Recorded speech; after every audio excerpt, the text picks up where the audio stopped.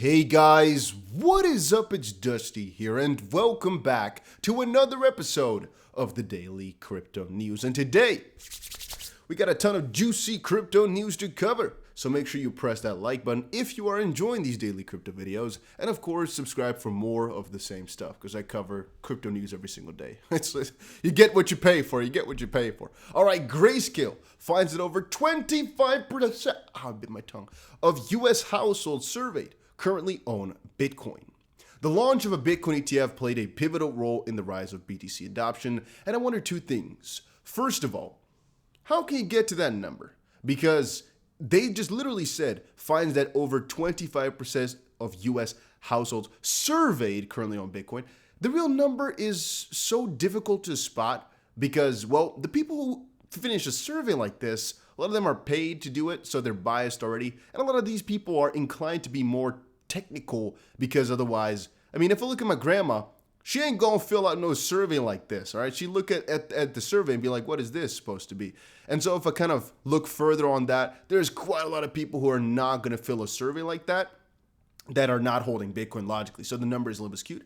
And question number two is, would my neighbors hate me for screaming during these videos? I do wonder. I do really wonder. All right, having said that, let's move on. Why Peter Brand believes Bitcoin downtrend was engineered. One of the most common theories in crypto is price manipulation, and to be honest with you, I believe in it fully. But here, further data provided by Material Indicators suggests big players have been behind Bitcoin's recent price action, reacting to macroeconomic factors. As seen below, the announcements made by the US Federal Reserve Chairman Jerome Powell last week almost immediately translated into movement in Bitcoin's order book. Material scientists shared this. Vol's been pulled. Either they're done accumulating, 30,000 Vol, was also put at the time, or Vol Q is right. Jerome Powell's speech translated into pulled order plus added resistance, and acknowledging rampant inflation means they won't continue to add to the problem. It means tapering. The market spoke. And we've actually talked about this in our previous video. Friday is going to be doomsday or one of the best days ever. We'll just have to see. We'll really have to see. Here it says another veteran, Peter Brand, seems to share the same thesis. Via his Twitter, he showed the image below to demonstrate Bitcoin's price recent downtrend, saw significantly less selling volume than May's crash, from 65,000 to 30. The legendary trader added, "We've not seen the type of panic selling volume that characterizes market bottoms.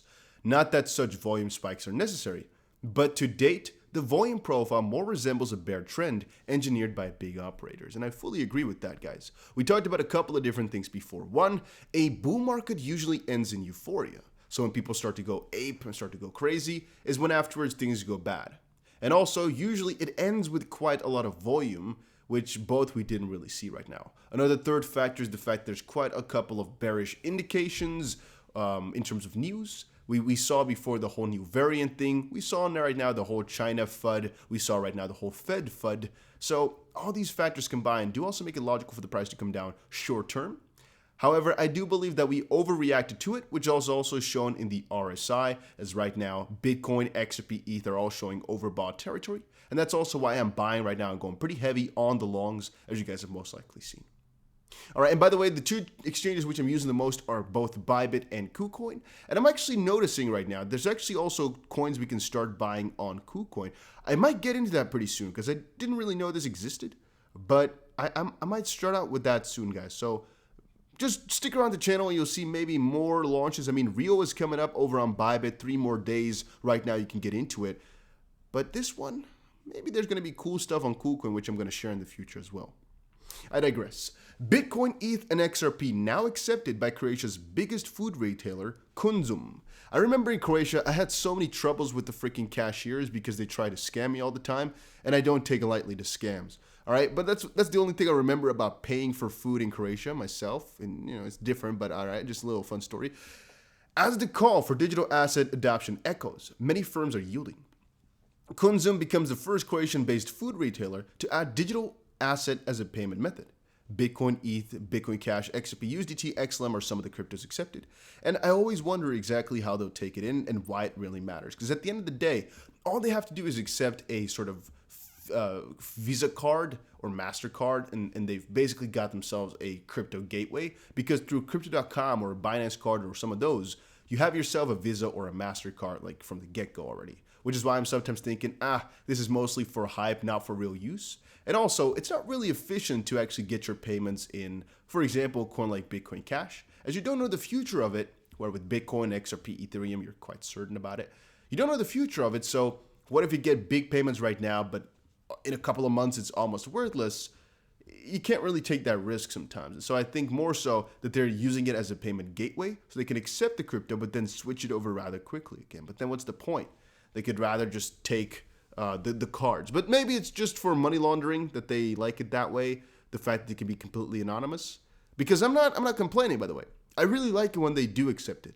But in terms of real use, how many people are going to do that for the food retail, the crypto usage? I can hear knocking. I hope it's not neighbors. Whatever, even if they are, come get me, I have these discussions I have so often because I get so many, I complain so often about others if they're having too big of a party at 6, 7 a.m. There's so many stories I have to tell. We should go live one of these days, man. So I'm thinking if they're knocking, that would be like an insult to me because I never, whatever. All right, XRP lawsuit. This development in scope of DPP may make or break the case. So one of the things I have to share about this one is within a couple of days here, right? The 8th of December, which is actually tomorrow officially for me already. We're going to see some sort of update in the Ripple v SEC lawsuit. And it's going to be quite critical because it's basically going to have the SEC and Ripple put up a couple of more facts about why they are right. And that is in regards to whether or not the SEC has to hand over documentation to Ripple or not. The law changed a little bit in the United States about some privilege. And what a privilege basically means is the SEC right now is claiming some information that the court and the rest of the world does not have to see because it's, once more, quote unquote, privileged. That's the word they use for it. It just basically means they do not have to see it. They cannot use it in court. And since some things changed about that privilege that they're claiming, the deliberative process privilege, they have to put up some new orders basically saying, hey, we interpret the law this way and we think it works like this for our argument. And now it was a little bit more bullish, I guess, on the SEC side. So I am excited to see how they're going to respond to it and how the judge is going to react to all of it as well. Because I'm thinking from a certain perspective, she is not going to be biased because she's more inclined to want the information from the SEC that she's still going to rule on it. I think she's going to be purely objective, obviously, because that's her goal, I think. Then again, I do honestly believe that she would rather just have these documents as well from the SEC to evaluate whether or not they've actually had some conflict of interest and whether or not the actualities make sense. So it's a difficult one, but we'll most likely have a nice result. I'm pretty positive on the entire matter. Moving on, the Bearable Bull just shared this. CEOs and insiders sell a record $70 billion of their stock, and the year isn't over. So all I have to say about this one is usually December is like a very interesting month for almost every industry. Because if you start thinking about it, guys, in December, the company spent the most amount of money on every single thing, like everything around the board, they're spending the most amount of money. So usually it's the best month for quite a lot of different companies. Then again, it's also the month in which the people are cashing out the most for tax purposes. Because even though you don't have to pay your tax until pretty much later, the obligation is basically there, so they anticipate it. But then there's also, of course, a lot of bonuses and a lot of other incentives for all these guys to start moving heavily in December. December is always an interesting month in that regard. A couple of really important decisions are made at the end of the year as well. Interesting to sometimes kind of think about that. All right, then Crypto Bull shared this. XRP is long overdue. I talked about this already briefly, but I wanted to mention it again. It's been freaking 1,500 days almost. Okay, I'm going to say it's been 1,400 days almost since XRP last saw an all-time high. It's been freaking almost 4 years. Starts to get crazy, starts to get really crazy. Then Jeffrey Miller shared this. John Deaton, I have received 2 responses from the 3 Congress members I've contacted. I won't pose the one as it was generic response, but this one is positive as it seems I've been heard. I think he is following Digital Asset Investor too. Look at the last line, second paragraph. Okay, last line, second paragraph. Over the past few years, the financial sector has evolved due to an increased use of crypto. Unfortunately, the federal government has been slow to adapt to the times. Regulation of crypto has remained unclear for many digital asset holders, which has led to messy legal battles between companies, investors, and the SEC. Furthermore, the lack of regulatory clarity has created a sense of distrust towards the SEC, leading many to believe that the government is picking winners and losers in the markets. That's pretty cool. That's pretty cool, guys. It's pretty cool. And he also says, rest assured, should any of these bills be brought up for a vote in the House, I will keep your views and concerns in mind. To basically revolve around regulatory clarity of crypto. Damn. Okay. Okay. He says, thank you for contacting me. Wow, so it really did make a difference, huh? That's cool stuff, guys. This is the stuff you like to see. This makes me happy. This is a happy day. Very nice. Very nice. And he's also a co-sponsor of the Keep Innovation in America Act. Huh. Very nice. All right, then Jack shared this. I used to think the XPL was going to be the best B2B blockchain, and now it's just full of shitcoins. Now, good people have to buy full history nodes so bad actors can continue draining the ecosystem.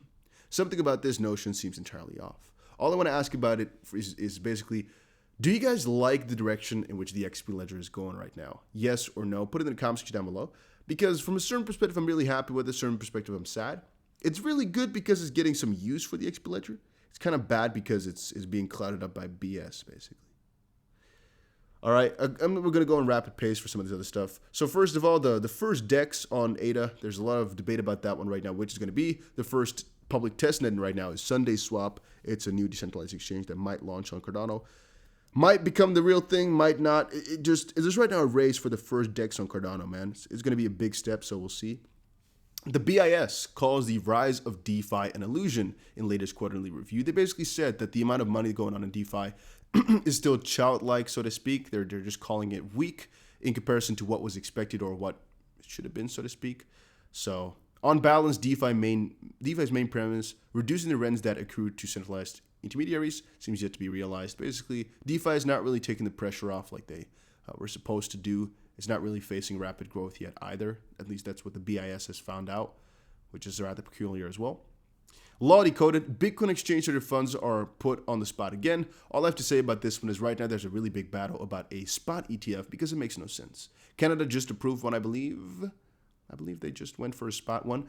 But more importantly, the US SEC is being put on the spot because they're being hypocritical by allowing a futures ETF and saying it's less risky, when in reality, that absolutely makes no sense. And then Vitalik Buterin outlines endgame roadmap for ETH 2.0. The ETH 2 launch process began in November 2020. The network switch to proof of stake is expected to make ETH a deflationary asset, and right now is just a waiting game. Do you really need a roadmap? Not really, to be honest with you, because anything they've put down, as I've said before, is still a 50-50. It's like we just have to wait and wait and wait and wait and wait. But in a post on Monday called Endgame, Buterin presented a thought experiment for how the average big blockchain defined by a very high block frequency, high block size, and thousands of TPS can still be considered sufficiently trustless and censorship resistant. The obvious trade-off is the level of scalability, or for this level of scalability is decentralization of block production.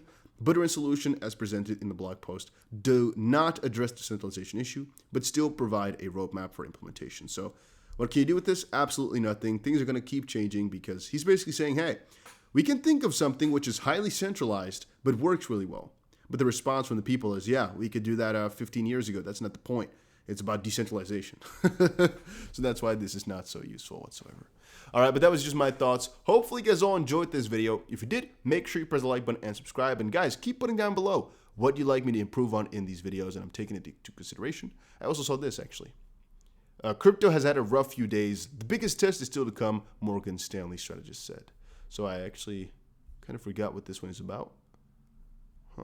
So yeah, I skipped it at the start. Nobody would have known that I had a random article in here by accident. Maybe that's why I skipped it just now. Whatever. I sometimes goof up a little bit, but it's okay. I enjoy that about these crypto videos as well. I can be myself. A lot of people accept me in the videos for exactly how they come, and I appreciate you guys a lot. Thank you guys so much for stopping by and saying hi. See you guys again in another crypto video later today.